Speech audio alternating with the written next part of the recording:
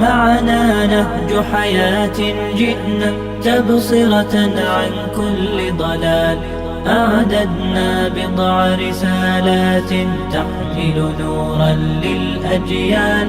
معنا نهج حياة جئنا تبصرة عن كل ضلال، أعددنا بضع رسالات تحمل نورا للأجيال.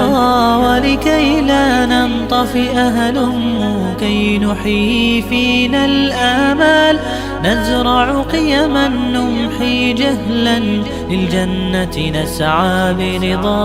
ولكي لا ننطفئ هلموا كي نحيي فينا الآمال، نزرع قيما نمحي جهلا للجنة نسعى برضا.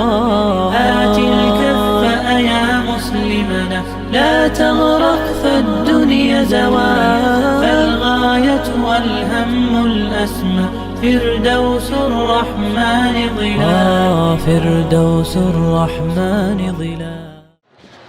Bismillahirrahmanirrahim. Assalamualaikum warahmatullahi wabarakatuh.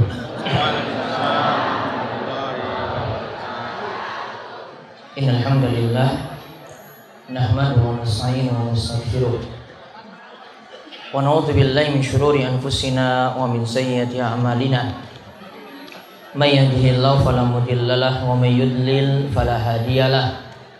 Wa asyhadu an la ilaha illallah wahdahu la syarikalah wa asyhadu anna Muhammadan abduhu wa rasuluh. Allahumma shalli ala nabiyyina Muhammad wa ala alihi wa man tabi'ahum bi ihsanin ila yaumiddin. Allahumma aslih lana dinana alladhi wa ismatu amrina wa aslih dunyana allati fiha ma'ashuna wa aslih akhiratana allati fiha ma'aduna waj'alil hayata ziyadatan lana fi kulli khair waj'alil mauta rahatan lana min kulli syarr. Allahumma inna nas'aluka ilman nafi'a wa rizqan thayyiba wa amalan mutaqabbala. Alhamdulillah, Bapak Ibu para jamaah pengawasan malam Kamis yang mugi-mugi senantiasa dirahmati dan diberkahi oleh Allah Subhanahu wa taala. Kita bersyukur atas nikmat dan karunia yang telah Allah memberikan kepada kita sekalian. Kita semuanya masih diberikan kenikmatan untuk menghadiri majelis yang mulia ini. Mudah-mudahan majelis ini adalah majelis yang penuh berkah, membawa kebaikan bagi kita sekalian. Mudah-mudahan dengan majelis ini pula Allah memberkahi umur kita dalam ketaatan, dan juga kita senantiasa diberikan kesehatan dan dijauhkan dari penyakit-penyakit yang memberatkan, dan mudah-mudahan juga senantiasa diberikan keberkahan rizki, dan kita termasuk di antara hamba Allah yang senantiasa istiqomah. Amin. Di kesempatan malam hari ini kita akan lanjutkan kembali pembahasan kita di pengawasan malam Kamis tentang hadis dari kitab Riyadhus Shalihin, masuk keutamaan sholat berjamaah. Dan kalau ingatkan, pada malam ini tanggal 14 saking bulan Sya'ban, bulan Ruah. Besoknya itu sudah malam nisfu Sya'ban. Seperti yang saya terangkan di pertemuan sebelumnya, bahwa malam nisfu Sya'ban itu sebenarnya sama dengan malam-malam yang lainnya, tidak punya keistimewaan tertentu.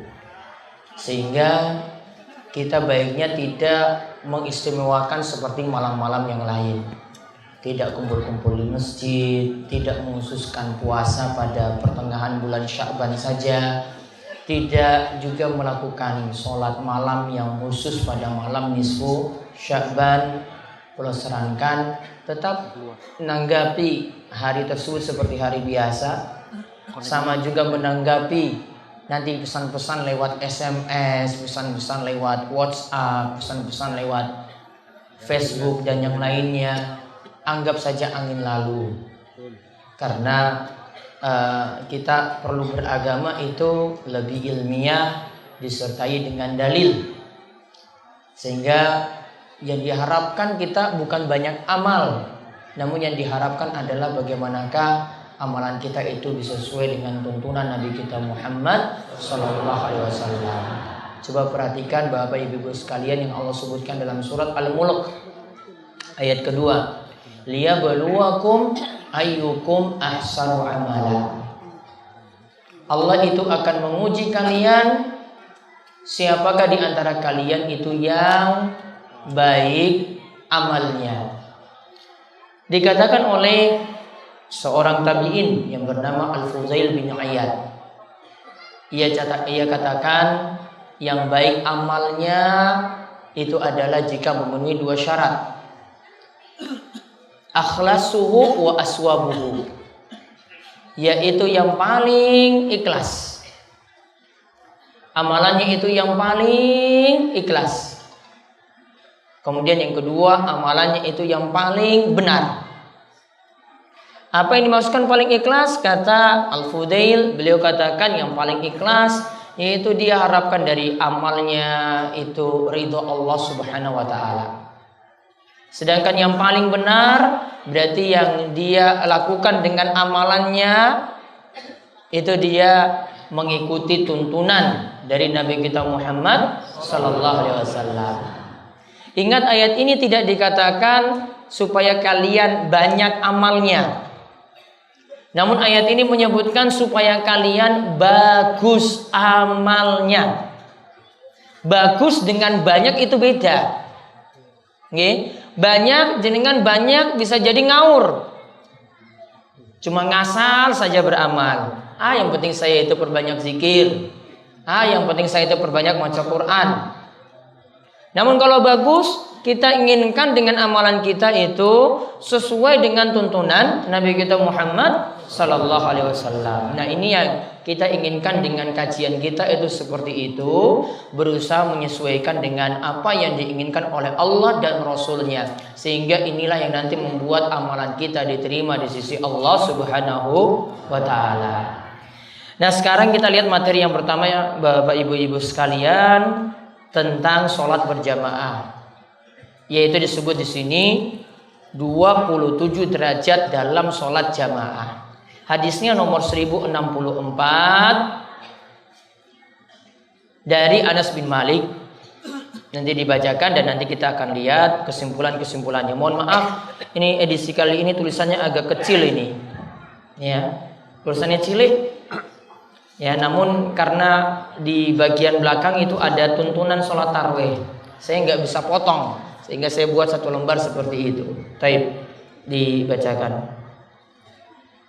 Dari Anas radhiyallahu anhu bahwa Rasulullah sallallahu alaihi wasallam pada suatu malam mengakhirkan salat Isya sampai tengah malam. Kemudian beliau menghadap kami setelah salat lalu bersabda, "Salatul jama'ati afdalu min salatil fardhi bi 27 darajatan." Salat jamaah lebih baik 20 derajat dibanding salat sendirian. Hadis riwayat Bukhari. Salat jamaah lebih afdal 27 derajat dibandingkan salat sendirian. Kalau Bapak Ibu lihat dalam hadis yang lainnya kadang disebutkan dengan 25 derajat, ada yang menyebutkan juga dengan 26. Di sini fitulikur derajat, 27 derajat. Dengan jumlah yang berbeda tadi. Ada maksudnya, nanti akan kita jelaskan dalam faedah-faedah dalam hadis ini. Silakan dibaca kesimpulannya. Hadis ini menunjukkan keutamaan sholat berjamaah dibanding sholat sendirian. Hadis ini menunjukkan keutamaan sholat berjamaah dibandingkan sholat sendirian. Namun diberikan catatan di situ, keutamaannya di sini berlaku untuk laki-laki. Sedangkan ibu-ibu monggo melakukan sendirian ya silahkan, mau melakukan berjamaah juga silahkan. Ibu-ibu tidak dipaksakan untuk berjamaah. Namun kalau laki-laki dilazimkan atau diwajibkan untuk berjamaah. Namun kalau ibu-ibu silahkan milih nggih, bisa milih sendirian. Bisa milih juga berjamaah. Bisa milih di masjid, bisa milih di rumah. Ya, namun nantinya akan kita lihat dari sisi keutamaannya lebih afdal bagi ibu-ibu itu melakukannya di rumah. Kata Nabi sallallahu alaihi wasallam, khairu masajidin nisa qa'ru buyutihin. Sebaik-baik tempat sholat disebut masjid. Kata para ulama, masjid itu punya makna, bisa menunjukkan tempat, bisa menunjukkan waktu, atau bisa menunjukkan perbuatan sujud.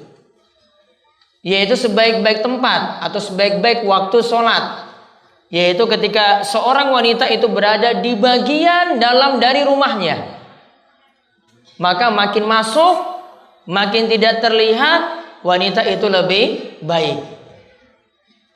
Jadi kalau kita bahas sholat berjamaah, ini selalu kaitannya dengan bapak-bapak, selalu kaitannya dengan laki-laki.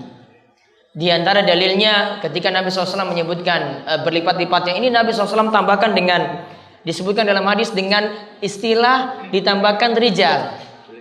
Sholatul rijal tudha'afu. Yaitu dalam riwayat yang lain disebutkan sholat laki-laki itu dilipatkan sampai 27 derajat. Berarti yang dimaksud yang kita katakan dilipat gandakannya ini adalah kita membicarakan untuk laki-laki, untuk bapak-bapak. Berarti malam hari ini kajiannya bapak-bapak. Ya, kajiannya bapak-bapak. Ibu-ibu wes wingi. Ya, sekarang ini untuk bapak-bapak. Jadi tolong bapak pasang telinga baik-baik. Kalau ada yang nanti kesinggung ya alhamdulillah. Ya, kalau belum ke masjid ya terus kesinggung ya. Subuh sering telat bangun. Sholat 5 waktu ya. Kalau kelingan aja kalau mau ke masjid. Lagi Ramadan, lagi ingat ke masjid. Ya mudah-mudahan kesinggung lah nanti biar pulang itu jadi lebih baik. Betul? Masalah nggih? Apa masalah? Bapak, boten? Ya enggak apa-apa kesinggung, ya. Soalnya kadang saya ceramah itu ada yang pernah protes saya ketika saya turun dari mimbar. Saya padahal ceramahnya umum. Pas turun langsung, aduh Ustadz saya itu, ya saya memang salah. Siapa yang singgung jenengan? Saya memang salah. Ya alhamdulillah kamu merasa salah kalau begitu. Siapa singgung jenengan? Tadi saya ceramahnya umum, gak singgung siapa-siapa. Kalau saya kesinggung ya alhamdulillah. Ini gak singgung siapa-siapa tadi. Saya cuma jelaskan ke masjid kayak gini, sholat berjamaah kayak gini. Saya turun dari mimbar, dia langsung dekati. Aduh Ustadz saya itu gak salah, saya bukan kayak gitu. Oh berarti kamu sudah tersinggung tadi. Jadi kalau ada yang kayak gini ya alhamdulillah. Kita lanjut. Yang kedua, 27 derajat diperoleh baik jamaahnya banyak maupun sedikit. 27 derajat, 27 derajat tadi. Para ulama ada yang katakan terserah jamaahnya banyak atau jamaahnya sedikit. Namun ini menurut pendapat sebagian ulama kayak gini. Namun ulama yang lainnya menyatakan dilihat dari jumlah jamaah, makin banyak jamaah derajatnya makin tinggi. Maka tadi ada yang nanya di kajian takmir, kalau sholat di musola dengan di masjid mana yang lebih bagus? Saya tidak katakan mana yang lebih bagus, namun mana yang jamaahnya paling banyak. Kalau masjidnya biasanya ya karena lingkungannya cuma segitu, gak mungkin juga kejar-kejaran dapat soft pertama sama soft kedua karena jamaahnya cuma satu soft terus. Itu pun orang kebak. Ya gur 5. Ya imam 1 sudah maju. Ya tinggal 4. Sing siji ya muazin, sing telu ya sepuh-sepuh. Ya, sing sepuh-sepuh biasanya, nom-nom ya jarang. Kalau seperti itu ya nggak ada kejar-kejaran untuk dapat soft pertama, soft kedua, soft ketiga. Padahal makin banyak jamaah makin bagus. Kata para ulama, kenapa makin banyak jamaah makin bagus? Karena kita akan kejar-kejaran. Siapa yang dapat saf yang pertama. Jenengan masjidnya cuma soft pertama terus. Karena cuma soft. Maka sulit untuk mendapatkan keutamaan ini. Jadi memang itu resikonya kalau kebanyakan masjid seperti itu. Sulit dapat soft pertama, kedua, ketiga. Namun kalau masjidnya itu cuma satu, jamaahnya itu satu desa, insya Allah makin banyak soft nanti akan terwujud pada masjid semacam itu. Intinya di sini makin banyak jamaah itu makin bagus. Taruhlah masjidnya kecil, namun situ ada 2 RT atau 3 RT misalnya. Ya tolonglah diajak jamaah bapak-bapak itu semuanya ke masjid. Sehingga semuanya dapat keutamaan yang besar tadi dari sholat berjamaah. Yang ketiga, sholat berjamaah bukanlah syarat sahnya sholat. Karena sholat sendirian dalam hadis ini masih dianggap sah. Jadi kalau bapak-bapak sholat sendirian tetap sah. Sholat berjamaah dapat keutamaannya lebih besar. Namun kalau kita katakan sah, kalau menurut para ulama yang menyatakan sholat berjamaah niku wajib. Kalau menurut para ulama yang menyatakan sholat berjamaah niku wajib, maka berarti kalau ada yang sholat sendirian, sholatnya sah, namun karena dia meninggalkan sholat berjamaah dihukumi berdosa. Bapak-bapak, dihukumi berdosa. Dia nggak pergi ke masjid untuk sholat berjamaah, tidak ada uzur, tidak ada alasan bagi dirinya. Pokoknya saya malas ke masjid, maka sholat sendiriannya tetap sah, namun dihukumi dosa. Kalau menurut para ulama yang menyatakan sholat berjamaah itu wajib. Yang keempat, mengenai hukum sholat berjamaah, para ulama berselisih pendapat. Ada yang menyatakan wajib, ada yang menyatakan sunnah, ada yang menyatakan fardu kifayah. Yang tepat nantinya sholat berjamaah itu wajib, sebagaimana pendapat dari Atha, Al-Auza'i, Imam Ahmad, Abu Thawr, Ibnu Huzaimah, dan Daud Az-Zahiri. Daud Az-Zahiri ini ulama yang berbeda dengan ulama mazhab, punya pendapat sendiri, kadang menyelisih 4 ulama mazhab yang ada. Dan pendapat dari Daud Az-Zahiri disamakan juga dengan Ibnu Hazm. Ini biasanya menolak qiyas, menolak analogi, penyamaan dalam masalah-masalah hukum. Nah, untuk pendapat-pendapat tadi ada pendapat lagi dari Imam Syafi'i. Imam Syafi'i ini yang biasa jadi rujukan di tanah air. Imam Syafi'i itu mengatakan seperti ini. Beliau katakan la urakhis fi tarkiha, yakni fi tarki sholatil jamaah illa man qaddara 'alaiha. Ala man qaddara 'alaiha. Imam Syafi'i mengatakan, aku tidaklah memberikan keringanan bagi orang untuk meninggalkan sholat berjamaah illa man qaddara 'alaiha, kecuali yang sulit untuk melakukan sholat berjamaah. Maka Bapak Ibu-ibu sekalian, ini terutama untuk bapak-bapak, kalau menurut Imam Syafi'i, walaupun menurut pendapat beliau atau dalam mazhab Syafi'i kadang dikatakan sunnah, kadang dikatakan fardu kifayah. Apa sih dimaksud fardu kifayah? Fardu kifayah itu sebagian sudah lakukan, maka yang lain itu gugur kewajibannya. Walaupun beliau berpendapat seperti itu, namun Imam Syafi'i katakan, aku tidak memberikan keringanan untuk meninggalkan sholat berjamaah. Maka tolong para takmir masjid, para rois, para imam masjid, ingatkan jamaahnya seperti itu. Imam Syafi'i itu katakan, beliau tidak memberikan keringanan. Kalau masih mampu pergi ke masjid, tetap melaksanakan sholat berjamaah di masjid. Nggak usah pakai alasan, wah saya itu mau sholat berjamaah di rumah dengan istri. Ya, ada kan suami seperti itu alasannya, nggih? Ya, pingin sholat berjamaah di rumah dengan istri. Saya cuma katakan, kok ini suami kok takut istri? Tetap pergi ke masjid. Sayang. Apa terlalu sayang istri? Ya Allah. Tetap pergi ke masjid. Tetap sholat ke masjidnya itu lebih utama. Kalau jenengan sudah sholat di masjid, kemudian sholat di rumah lagi bareng istri boleh. Nanti sholatnya 2 kali. Sholat pertama niku jadi wajib, yang kedua diulang dengan istri, nanti turun derajatnya jadi sunnah. Boleh diulang seperti itu. Sebagaimana para sahabat, Ada yang sholat wajib bersama Nabi SAW, sholat isya, kemudian pulang lagi ke kampungnya, dia mengulangi lagi sholat isya jadi imam. Jadi kalau suami pergi ke masjid tetap, mau ke rumah lagi, balik ke rumah, kemudian sholat berjamaah bareng istri lagi, boleh. Seperti itu dibolehkan. Namun tolong pahami ibu-ibu nggak pakai berjamaah pun pahalanya sudah sama seperti laki-laki pergi ke masjid. Sekali lagi nggih ibu-ibu, kalau ibu-ibu tidak pakai sholat berjamaah pun, sholatnya piyambak-piyambak, sholatnya sendiri-sendiri, itu sudah sama seperti laki-laki pergi ke masjid. Diingat ini baik-baik. Karena ibu-ibu itu kadang khawatir, wah saya nggak mau, saya kalau sholat di rumah berarti nggak dapat 27 derajat. Dapat. Bahkan jenengan di rumah itu pahalanya lebih besar daripada laki-laki pergi ke masjid. Daripada jenengan pergi ke masjid, pahalanya di rumah itu lebih besar. Kemudian yang kelima,